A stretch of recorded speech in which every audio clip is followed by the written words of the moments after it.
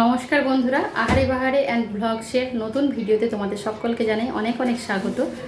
আমি প্রতিভা রোজকার মতো নিয়ে চলে এসেছি নতুন একটি রেসিপিটি হচ্ছে আজকে আমি করে দেখাবো তোমাদেরকে মোচার তরকারি। তবে মোচা আমরা সাধারণত ঘন্ট খাই, চিংড়ি মাছ দিয়ে খেতে পারি, মাছের মুড়ো দিয়ে খেতে পারি, তারপর তোমার কি বলে ছোলা দিয়ে খাই, সব রকমের খেয়েছি, ঘন্ট খেয়েছি। তো সব সময় একই রকমের জিনিস খেতে ভালো লাগে না, তো তাই আমি আজকে ভাবলাম যে নতুন রকমের কিছু করা দরকার। তো তাই আজকে ফার্স্ট টাইম ট্রাই করব। আর এটা নিশ্চয়ই বাচ্চা থেকে বড় সবারই খেতে ভালো লাগবে। তো চলো শুরু করা যাক। তো এই রেসিপিটা আমি কিছুদিন আগে খেয়েছিলাম, তার টেস্টটা জানি, তো খুব ভালো লেগেছিল, তাই আমি তার কাছ থেকে জেনে আমি আজকে ট্রাই করছি। তার নামটা আজকে আর বললাম না, কেমন লাগে না লাগে তোমরা বলবে, তারপর আমি তার নামটা বলবো। তা নাহলে কি বলবো, তাকে অসম্মান করা হবে, আমি হয়তো ভালো করে করতে পারলাম না, তো দেখা যাবে সেখানে ওর নাম নেওয়াটাই বেকার হবে, অর্থাৎ তাকে অসম্মান করা হবে। কিন্তু সে যে খাইয়েছিল যখন আমাকে, খুবই টেস্ট লেগেছিল। তো চলো শুরু করা যাক। মোচা রান্না করার পূর্বে যেটা করা দরকার সেটা হচ্ছে মোচাটাকে কেটে বেছে আবার কেটে ধুয়ে নিয়ে চলে আসতে হবে।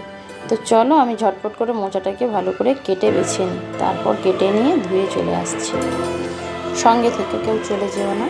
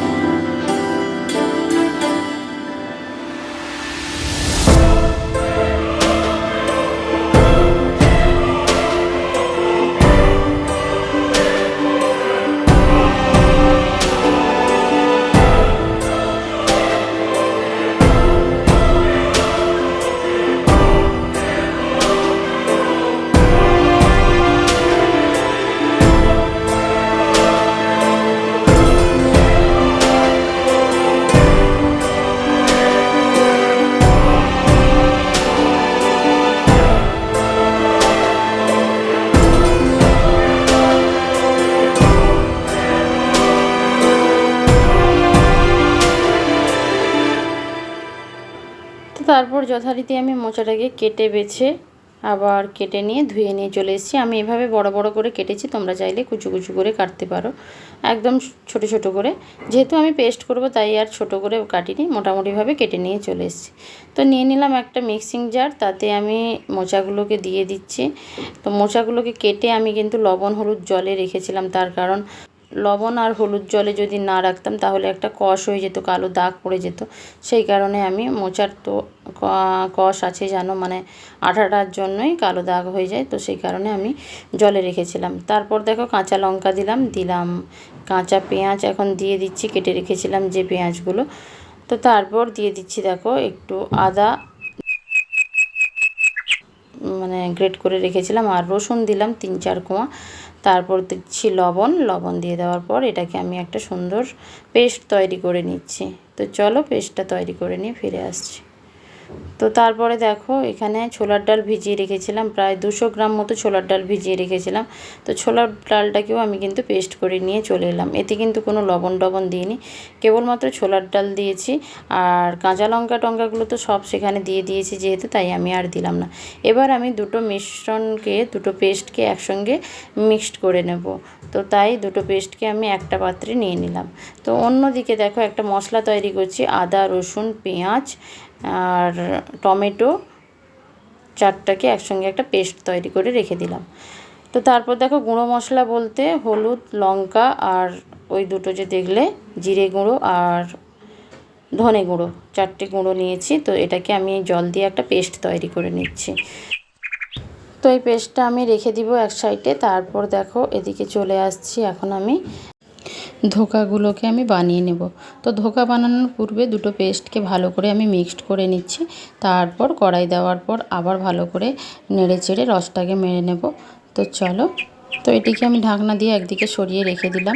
কড়াইটা দেখো গরম হয়ে গেছে, তারপর আমি দেখো ওই পেস্টটা দিয়ে দিয়েছি, দিয়ে ভালো করে নাড়াচাড়া করে নিচ্ছি। আমি কিন্তু ইন্ডাকশান কুকটপে রান্নাটা করছি, গ্যাস ওভেনে করছি না, তার কারণ গ্যাস ওভেনে ওখানে করতে গেলে আমার লাইটটা লাগে না, তো সেই কারণে ইন্ডাকশান কুকটপে করছি।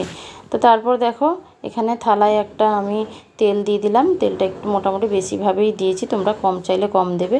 তেলটা দেওয়ার কারণ হচ্ছে এই যে পেস্টটা আমি এখানে দিয়ে দিলাম, এটা তুলতে সুবিধা হবে। তো দেখো আমি ফ্যানে বসিয়েছিলাম, শুকিয়ে গেছে পুরো পেস্টটা। তারপর দেখো আমি আমার মতো করে শেপ দিয়ে ধোকাগুলো কেটে নিচ্ছি। তো দেখো আমি বরফির কাটিং দিয়েছি, তোমরা চৌকো চাইলে চৌকো দেবে, লম্বা চাইলে লম্বা দেবে, যে যেভাবে পছন্দসই শেপ দিয়ে কেটে নেবে।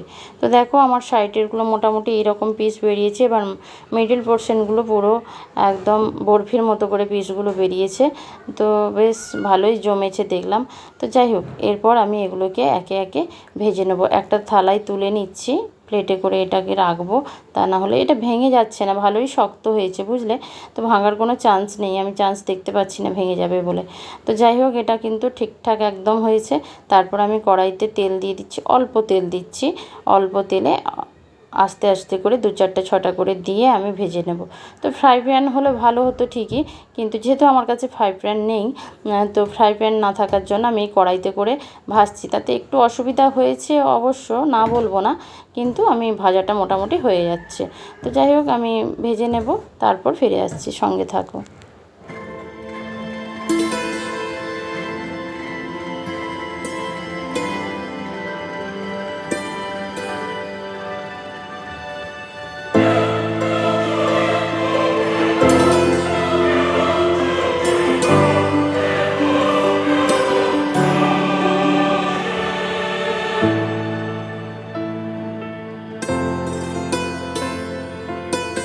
তো ধোকাগুলো আমার ভাজা হয়ে গেছে। তারপর ফিরে এলাম, দেখো কড়াই চাপিয়ে দিয়েছি, গরম হয়ে গেছে। দিলাম 2টো শুকনো লঙ্কা, 2টো এলাচ আর 3টে মতো লবঙ্গ দিলাম, কিন্তু লবঙ্গটা ফেটে একটা ছিটিয়ে পালিয়ে গেছিলো, তাকে ধরে নিয়েছে, আবার কড়াইতে দিয়ে দিলাম।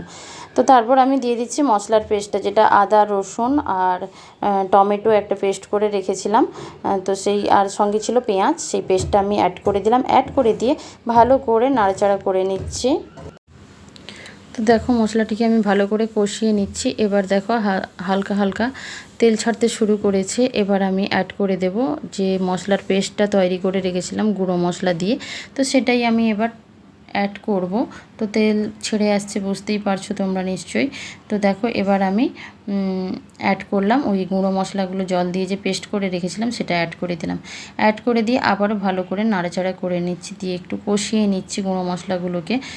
তো মশলাটা আমার কষা হয়ে এসছে দেখো। তারপর আমি অ্যাড করে দিলাম একটু সামান্য জল, ওই পাত্রটি ধুয়ে, যেটাই আমি গুঁড়ো মশলাগুলো পেস্ট তৈরি করে রেখেছিলাম। তো সেটা দিয়ে দেওয়ার পর দেখো একটা গ্রেভি ভাব চলে এসেছিলো। তারপর পরিমাণ মতো জল দিয়ে দিলাম। তবে জলটা কিন্তু খুব কমও দিলাম না, আবার খুব বেশিও দিলাম না। তার কারণ হচ্ছে কোপ্তাগুলো জল টানবে, সেই কারণে আমি এতটা জল দিলাম। এবার তারপর দিলাম চিনিটা অপশনাল, চিনিটা দিতেও পারো না দিতে পারো, তবে চিনিটা দিলে ভালো লাগবে, হালকা মিষ্টি মিষ্টি ভাব একটা আসবে। তো তারপর একে একে ধোকাগুলোকে আমি অ্যাড করে দিচ্ছি। তো ধোকাগুলো অ্যাড করার পর প্রায় 25-30 সেকেন্ড সময় ধরে আমি রেসিপিটাকে হতে দিয়েছিলাম। তো দেখো এবার পুরোপুরিভাবে প্রস্তুত হয়ে গেছে। চলো এবার সার্ভ করে দেখিয়ে দিই। তো দেখো আমি একটা সার্ভিং প্লেট নিয়ে চলে এসেছি, এতেই সার্ভ করে দেব। অসাধারণ দেখতে হয়েছে, তো খেতেও তো দারুণ লাগে আমি জানি। আর আমি এখন যেহেতু যখন ভয়েস দিচ্ছি তোমাদেরকে খেয়ে নিয়েছি, তো সেই কারণে বলতে পারছি অসাধারণ হয়েছিল। তোমরা সব সময় ওই ঘন্ট খাওয়ার থেকে আর ওই ডাল দিয়ে তরকারি খাওয়ার থেকে এই রকম একবার করে খাও, দেখবে তোমাদেরও ভীষণ ভালো লাগবে, মুখে টেস্ট লেগেই থাকবে, এত সুন্দর টেস্ট হয়। সব সময় একঘেয়েমি খাওয়ার থেকে মাঝে মধ্যে একটু কষ্ট করে টেস্ট বদল করে খাও, দেখবে তোমাদেরও ভালো লাগবে। তো জানি না আমার আজকের রেসিপিটা তোমাদের কার কার ভালো লেগেছে না ভালো লেগেছে, তোমরা কারা কষ্ট করে খেতে পছন্দ করো কারা করো না আমি তো জানি না। তো যাই হোক, তোমাদের যদি ভালো লেগে থাকে তাহলে অবশ্যই লাইক শেয়ার কমেন্ট করবে, আর ভালো লাগলে সঙ্গে থাকবে, আমার এই চ্যানেলটির পাশে থাকবে। আর নিত্য নতুন ভিডিও পাওয়ার জন্য চ্যানেলটিকে সাবস্ক্রাইব করে পাশে থাকা বেল বাটনটি প্রেস করে অল নোটিফিকেশনটি অবশ্যই অন করবে। আজকের মতো বিদায় নিচ্ছি। প্রত্যেকে ভালো থেকো, সুস্থ থেকো, যে যার খেয়াল রেখো। দেখা হচ্ছে পরবর্তী নতুন ভিডিওতে। ততক্ষণের জন্য টাটা।